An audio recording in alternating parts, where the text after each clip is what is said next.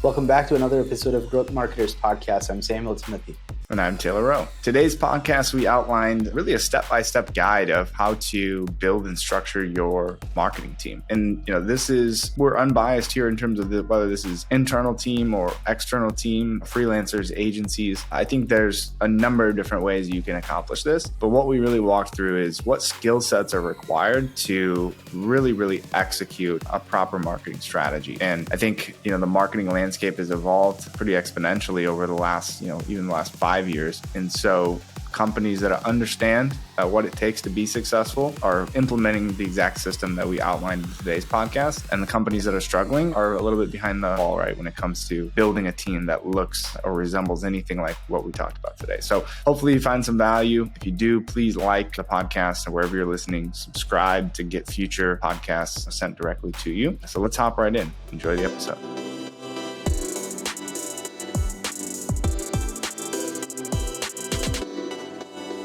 All right, Taylor, we're on episode 95. Time flies. We've been talking a lot about how to build an amazing marketing strategy, talked a lot about technical execution ideas. We talk a lot about tools and technology. That was actually our last episode. And today we want to really talk about what really makes the marketing machine run, right? So our goal today is to kind of uncover some of the key resources that you need to have, whether it's internal or whether it's external, who you would need to have as part of your marketing team to make a powerful marketing machine that generates business. Yeah, and this is a question that we get pretty consistently of, who should we hire? What should we hire internally? Where should we outsource? And so we won't dive into that too much of I think that's up to your company, right? And your budgets, the size of your company, the personnel that you already have and their skill sets. But what we want to outline today is what skill sets do you need to have, right? Whether that's one person that can sort of maybe a unicorn that has 3 or 4 different skill sets, or whether, you need 4 different people to fill 4 different roles. I think it's going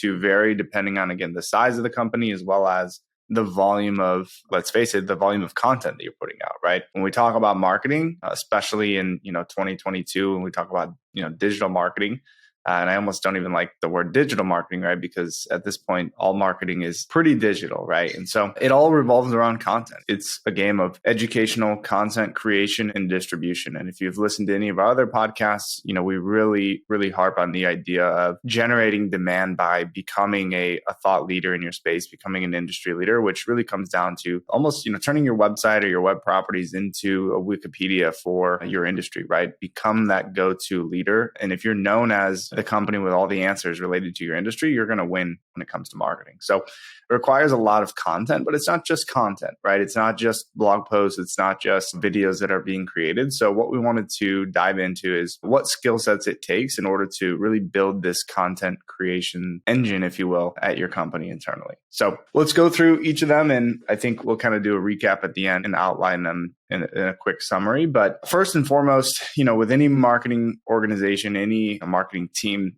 you need a leader, right? You need that visionary.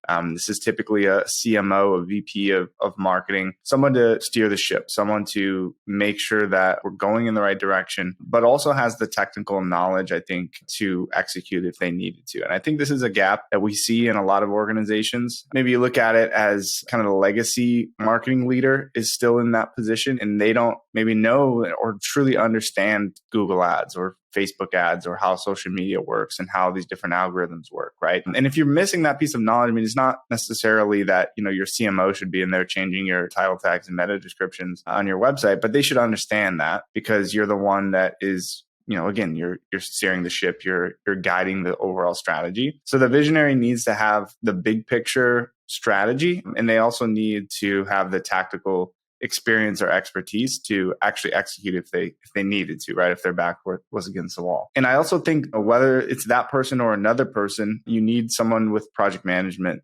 skill, right? Because there's a million things you could do with marketing. When it comes to digital, there's new platforms and new social media sites popping up every day. There's constantly changes in algorithms. Your competitors are constantly evolving. So if you try to do too much, you're going to spread yourselves too thin. So typically, I would say that's all the same person, that visionary, that CMO, that project manager, making sure that we have an actual system in place to move forward rather than just, what we call random acts of marketing. So we've come across a lot of both sides of that. We've We've come across a lot of CMOs that are very process driven, and every month we do X, Y, and Z, and it works like clockwork, but there's no real strategy involved in what those activities are. And we've come across CEOs and business leaders that have no shortage and no lack of ideas, but no real organization to how do we structure this and how do we get this out in a consistent manner. So I think that's one role, but if you're in that position and you don't have those skill sets, then maybe you need two people to fill that role. So let's, I guess, pause there. I guess that's the first key piece. Sam, would you say that that's something that needs to be internal, or that's something that you can outsource? I think that it's a core function of the organization. So I would opt for saying that that's someone who owns that core function, and it needs to be somewhat internal. I don't think you can technically outsource that.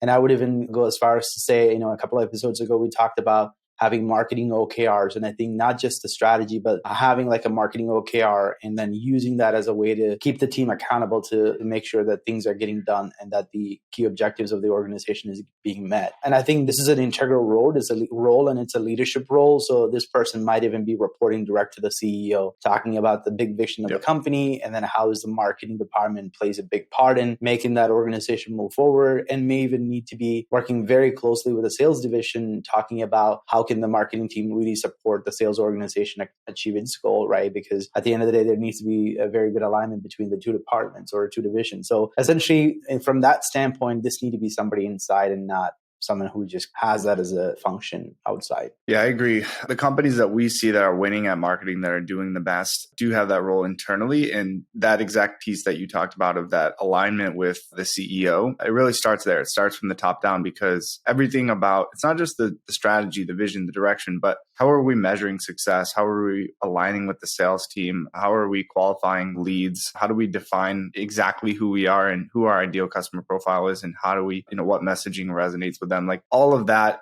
is very, very intertwined with who you are as a company and kind of your DNA, right? So I think that piece for sure is something that needs to be internal, and it could be partial, right? I mean, we've had scenarios where that role is partially filled by the CEO themselves, right? They are the visionary for the company. They set the tone in terms of what the internal team is going to measure and what success looks like, and how we actually get people internally to contribute content, or however we coordinate everything, right? And so that could be partially there, but you still need that marketing expert. And if that's not the CEO, typically is not, right? Especially the bigger you get as an organization, there's too many hats that you're trying to wear. So I agree, that is a key function that you need internal, at least to some extent. So then let's break down what that team looks like underneath that visionary, right? That CMO, that VP of marketing.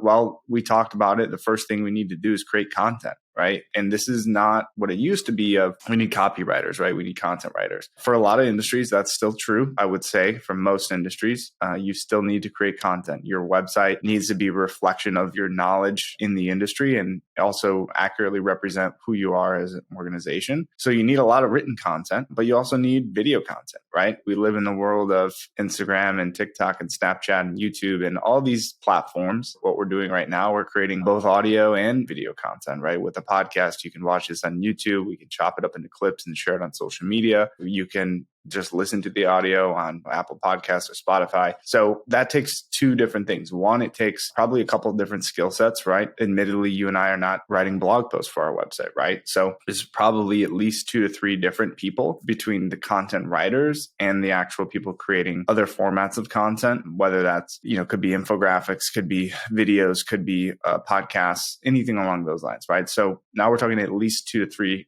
additional skill sets to be able to create that. On top of that, the content creators themselves need to be subject matter experts. This is a huge, huge piece that a lot of organizations miss. We say, okay, we need to write blog posts. Let's hire a copywriter, someone who's really good at writing, but they don't really understand your industry or your product, especially if you're in a very technical space, really anything. I mean, we work with a lot of manufacturing companies, we work with software companies, SaaS companies. If you don't truly understand the software that you're selling, that you're writing about, right? Let's make no mistake, you're selling it, right? So I know we're talking about marketing position, but you need to be able to sell this, which means you need to be able to understand completely and comprehensively the software that you're selling in that scenario. And you need to understand the customer, right? Why does a customer care about these different features that you have on your software? What is their job that they're trying to accomplish? How does this make their lives better? How does this make their company better? Why should they purchase this? You need to understand the competitive landscape. So you really need to have a deep knowledge of the company, the product in the industry, and the customer, right? So on top of that, you need the skill set of creating that content, whether that's written or video. So I think a lot of people go through the motions on this very, very integral piece of their marketing puzzle and marketing equation. We say, yes, here's the marketing strategy. If we're operating at a high level, then that means we're creating content for all of these channels and we're promoting it, right?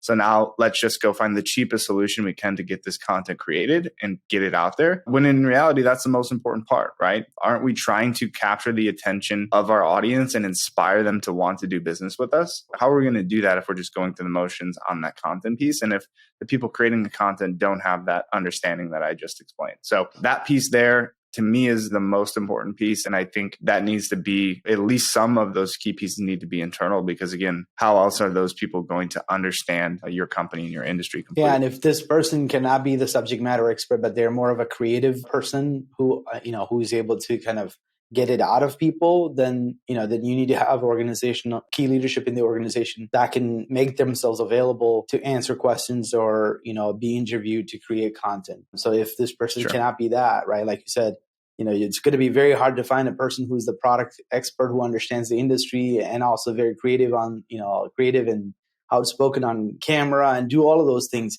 It's not always going to be easy to find. So if you can't do that, then you certainly need to have the leadership that's actually willing to commit their time to be able to create content. Right. Yeah. Someone within your company should be the subject matter expert, right? So if you can, two birds with one stone, kind of an idea there, that visionary, that CMO could be the talent, so to speak, right? That is on camera speaking, if they're good at that, could be the CEO of the company, right? But in that case, then it requires another skill set to coordinate all of that, right? And that's where, like I said before, you need that project management kind of project coordinator to keep things moving. So we're talking a couple of people there, and we'll kind of outline at the end how many people we think this is going to take to really operate at a high level, but those skill sets are absolutely needed. So if we look at that, right, and we say, okay, we have a strategist that's making sure we're going in the right direction, that's guiding us on our marketing journey, so to speak. Now we have content creators that are creating content in all different formats. Well, the next piece really is kind of what we would call is like a post-production system or post-production framework, right? What do we do once we have this content? We have a lot of raw content, whether that's blog posts that's written up that is really, really, really addresses our audience and our target, but is that optimized for the purpose that it's it's intended?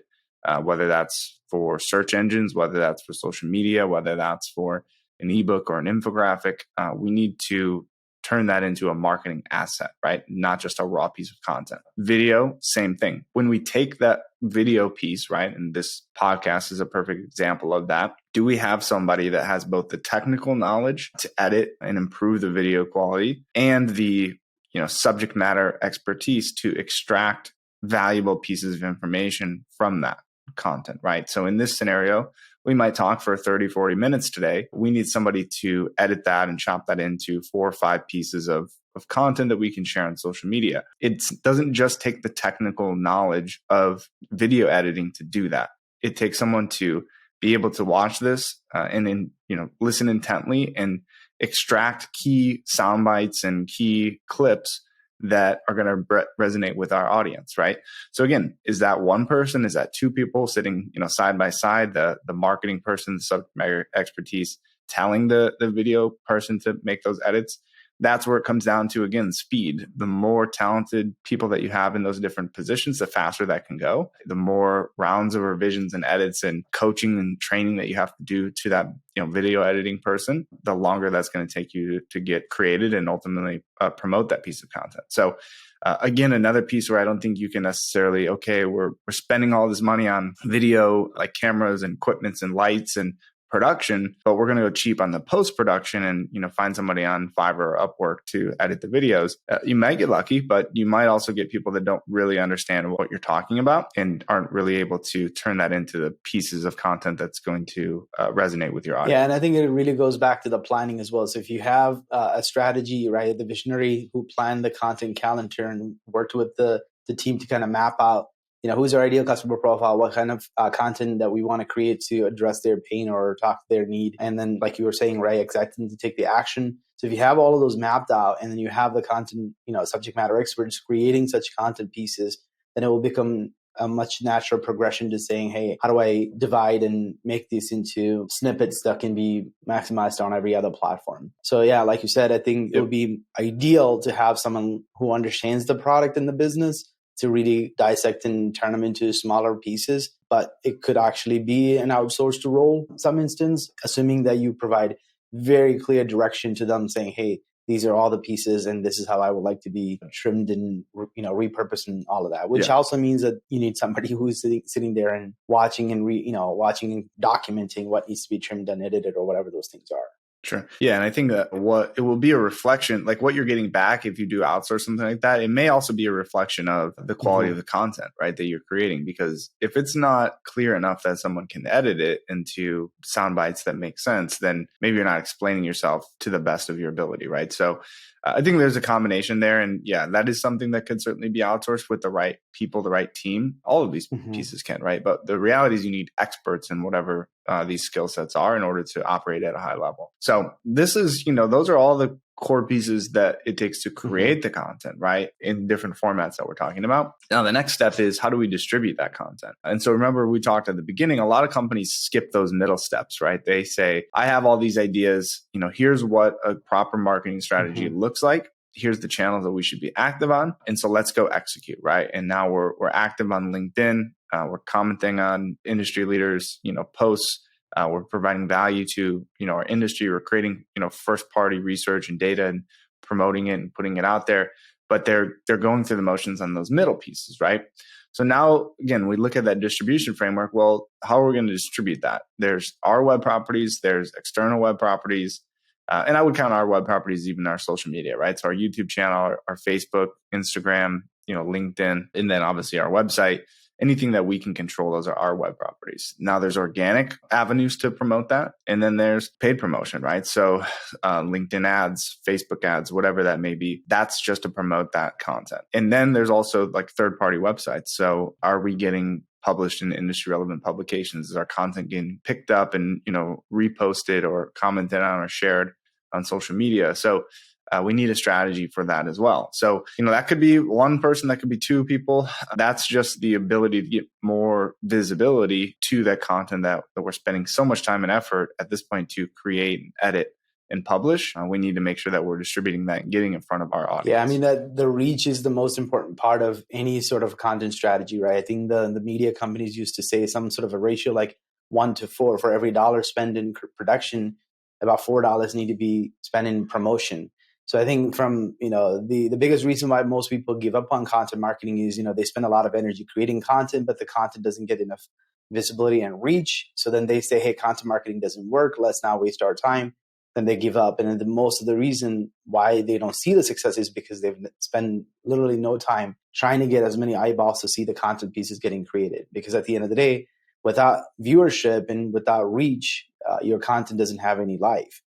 So I think it is a critical role that I don't think you can underestimate the power of it, whether it's just focused on organic reach or even kind of boosting that with some sort of a paid effort to increase the reach of that content. Right. Which there's a lot of specialist roles that fall under that category, right? So if we look at distribution and promotion, again, we need someone who really and deeply understands organic social media and how that works. We need someone who understands paid media, both paid social as well as paid search, Google search, you're running PPC ads to increase the visibility of the content that you're spending time to create on your website, capturing as much existing demand that's out there. People are actively searching. We want to make sure that we're always in the mix and always driving those people to our website. The knowledge of Google search is a very technical knowledge just on the paid side.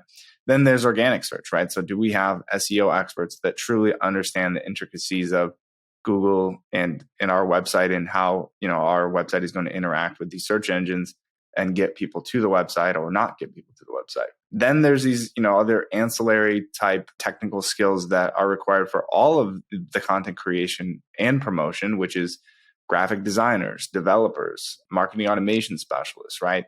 So if you have, Marketo or HubSpot or Pardot, that's another skill set, that's required. We know on the sales side, this has always been the case for, Salesforce administrators, right? It's not just the sales people, right? If you have the model of SDR, AE, then we have sales managers, then we have VP of sales, then we also have, Salesforce administrators takes 4 or 5 people just to, close one deal, right? At a lot of these companies. The same thing needs to be applied to these marketing departments and truly understand all the different resources and technical skill sets that are required in order to, keep this machine operating. So again, when you're creating that content and promoting that content, it's not just, you can't really have one without the other. And I see that a lot of like, we're writing content or, we have the SEO specialist, but the SEO specialist doesn't really understand our industry, right?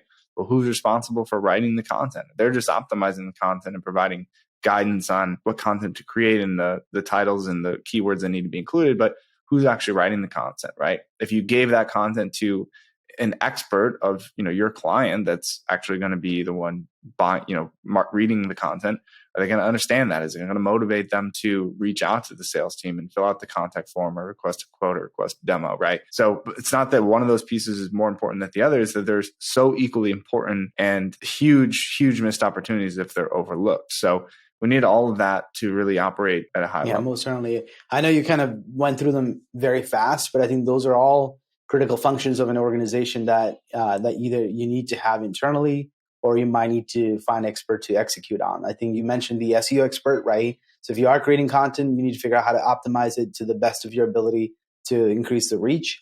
You definitely need to, someone who understands the fundamentals of SEO, understands the complexity of how Google algorithm works, and also knows how to use the right technology or tools to be able to identify, hey, do I have the right keyword distribution? Do I have the right header tags? Do I have the proper internal linking? How do I have the proper image alt tags? All of the critical technical things that need to be going into making that page relevant and obviously indexable. And I know, you talked through paid search, but paid search by itself is an animal, right? Like it has a lot of complexity, not just able to know how to go build a Google Ads campaign, but actually learning, how do people search and what kind of terminology do they use? Where do you send the traffic to? And how do you make sure that you have the proper call to actions? And how do you make sure that there's the relevance between the ad that they read and the landing page that they landed on? All of those things do matter, right? And you mentioned the graphic design job. I mean, that there is a little bit of overlap between the graphic designer who might be creating just social posts, but there's also all kinds of other creative elements that you might need to be creating, right? Whether it be not just social posts, but obviously any sort of content that need to have some sort of a visual element that can make it enticing, right? Even like thumbnails. Just everything. Thumbnails, all of those things that need to be there. But I think we often overlook the developers because I think at the end of the day, to make a website function and to make all the things to actually properly run, right, a developer is a core role. So, and last but not least, I think that marketing automation specialist, and I don't even think we touched on like data person too, just analyzing the data from all these different tools and technology that you're using, different social platforms that you're gathering data from. That is also a critical role that the organization might need to have. So it is a big team. Yeah, the data person, obviously, you're spending all this time and effort and resource to pump out content at scale and distribute it to your audience. Making sense of all of that is certainly important too. And that's something, it's kind of a chicken or the egg type conversation. But yeah, ultimately that's going to start happening, right? Is we're going to, okay, now we have this engine, we're pumping out content, we're cranking out content. Why are certain things successful? Why are certain things, not successful? How do we make sense of all this and how do we adapt and make changes? So just to kind of quickly summarize, if we were to look at it, right, what we're trying to do again as marketing department is get in front of our audience, capture their attention, introduce them to our brand, and ultimately drive demand for the product or service that we're selling, right? There's obviously different stages of that buyer's journey of, where someone's at in terms of their awareness of the problem or solution. All of that, it's all for another podcast, but ultimately for each stage of that, you need content. So what we should be striving for as organizations is to build a system that can create and distribute content at scale, right? And so in order to do that, we need to have a few key components. Certainly through all of these, we need to have subject matter experts, whether that's one person, whether that's everyone in your marketing department, truly understanding and having a deep understanding of your customers and your product or service. It doesn't matter, right? But you need an actual expert, at least one. Then you need someone who's kind of the visionary of how this all fits together, right? You could look at that as an engineer or an architect of how do we actually build this program, who's responsible for what, what's going to be the most effective and efficient way to get in front of our audience, right?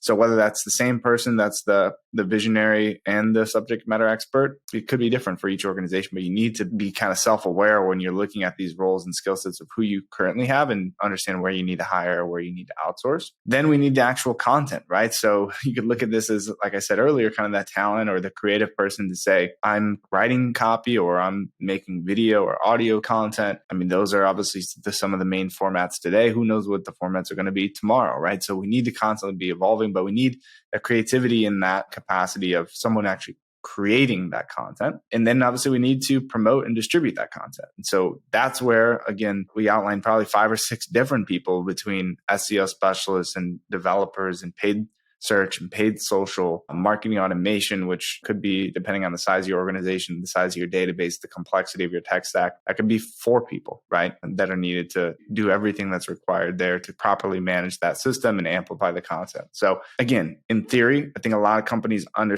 starting to understand this framework, but maybe are trying to cut some corners on really the skill sets that are required to execute this type of strategy. Yeah, most certainly. And our intention is not to scare people away from having to start investing in marketing. But I think as companies are understanding the need for a very strong and powerful marketing machine that drives customers, you need to have all these key roles filled, whether you have it internally or you seek out the help from external support. But some of these critical roles need to be for sure internal, but some things you could probably outsource depending on the volume of your content and things of that nature. Sure. And because of the way digital works and the way things can take off and, become viral, so to speak, the companies that are doing this and operating at a high level across all of these areas and building a framework like this are excelling and building an exponential gap between them and their competitors like we've really never seen before when it comes to marketing and branding, right? And it's not always about budget, right? It's not that, these companies are spending all this money like traditionally they would do like on a Super Bowl commercial or whatever. It's that they have a system in place and they're consistently moving at a faster pace, which that leads to that exponential growth, right? And so you think about it, someone's doing everything that we just outlined, active on social media, creating tons of different formats of content, engaging with their audience, chopping up their audio and video into clips and sharing that and kind of creating this content arbitrage production framework. Then they're actively on social media. They're heavily investing into organic and driving more organic visibility to your website. And you look at them and then, you look at your content production framework internally and you say, well, we write 2 blogs a month, right? We outsource that to, this content writer that works, freelance 10 hours a week. Well, how do you expect to compete, right? You're not even playing the same game if that's what you're doing and that's what they're doing. And even at that one thing that you're trying to do, whether that you're trying to drive organic traffic through that strategy, they're going to dominate you because they're doing so much more. And Google's going to recognize that. They're driving more visibility to the website. So like even the blog posts that you're writing, if you're just going through the motions on those, they're probably not really accomplishing anything. So I think like you said, we're not trying to scare anybody to say, well, it's all or nothing. But at the same time, we need to be realistic with our expectations of it's not if we do 1/10 of what, we think we should do, then we're going to see 1/10 of the results. You probably won't see any results, right? So we need to understand what we can do. And you can operate something like this at a small scale, right? It might not be 10 different employees you need to hire. Maybe you need to hire 3 and you need to hire an agency that can fill some of those resource gaps internally, right? Maybe you can hire one person that does have the skill set of the ability to learn and understand your industry and become that subject matter expert if they don't already have that knowledge. And maybe they can also create content and maybe they have some video editing skills. And then you hire someone externally or hire an agency to fill the rest of that gap. So maybe you only have 1 or 2 people internally. So it doesn't have to be, hey, let's hire a 10-person marketing team, but we should strive to build up to that, right? We should strive to build an internal, media department, if you will, and then still hire those external technical skill sets where it makes sense, even if that's on the strategy side. Most certainly. I remember Brian Halligan saying one day that today's marketing is more about the size of your brain more than the size of your wallet, right? So I think you would definitely need the creative resources internally that has, really creative ideas on the type of content that needs to get created and also the best way to increase the reach of those content pieces. Yeah, that's a great point. And I love that quote because we see that all the time actually with large organizations. There's no lack of funding, but they lack that speed component that we outlined earlier because they've never operated this way. And we see small, agile, 5-person marketing teams that are able to produce ton more content because they don't have any red tape and they can move fast and they can be agile. They're speaking directly with their customers, so they have a better understanding of their audience. So sometimes big wallet means also big bloated corporate organizations that aren't able to operate at a high level. So it's like you said, it's not always about the wallet. Sometimes it's about our creativity and consistency as marketers. Most certainly. All right. Well, hopefully you guys enjoyed the podcast today. Hopefully you found some value in what we're talking about. If you have questions about, what your current team structure and skill set looks like, where you should hire, what those roles should look like, what those job postings should look like, where you should look at external agency support, please reach out to us, leave a comment here, or reach out to us directly on our website. If you have topics that you want us to cover in the future, leave us a comment or send us an email and some suggestions, and we'd be happy to dive into anything that you guys are struggling to understand or struggling to implement at your organizations.